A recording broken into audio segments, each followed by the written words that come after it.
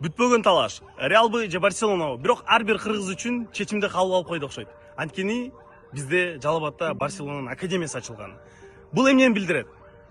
Айбек Албаев айка өзү айтты. Барселона академиясынын президенти жыл сайын 2 футболчубуз Барселонага, ошо Испанияда Барселона жөнөтүп турат экен, осмотрга.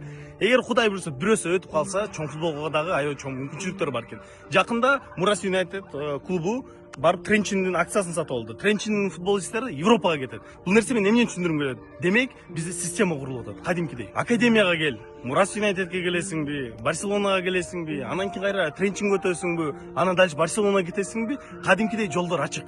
Мен кичине кезимде дайыма кыялданчумун, футболчу болом деп. Дүйнөнүн эң мыкты футболчусу болом деп эсептеп ойлочумун да, кыялданчумун. Бирок тилек каршы тилекке ал максаттарым жеткен жокмун. Эмне үчүн? Анткени ал учурда мындай үлгү жок эле, көрсөткүч жок эле, бизде Барселона жок эле. Бирок азыр өзүңөр көргөндөй бардык кошуна мамлекеттер бизге суктанып атат. Неге булар Кыргызстанга келди деп. Чындыгында Кыргызстанга келгенде себептери аябай сонун. Ал себептерди подкастта толук айтып берди. Бул жакта обложка чыгат, ошону барып кирип өзүңөр көрүп койсоңуздар болот. Чындыгында аябай сонун кызыктуу подкаст болду. Көп балжак түшүндүрмөлөр болду. Кантип иштейт бул система, неге алар бизге келди. Демек, Реалдын көрөрмандарын айтмакмын, мага окшогондорго. Эми Барселонага өтөлү, айла жок.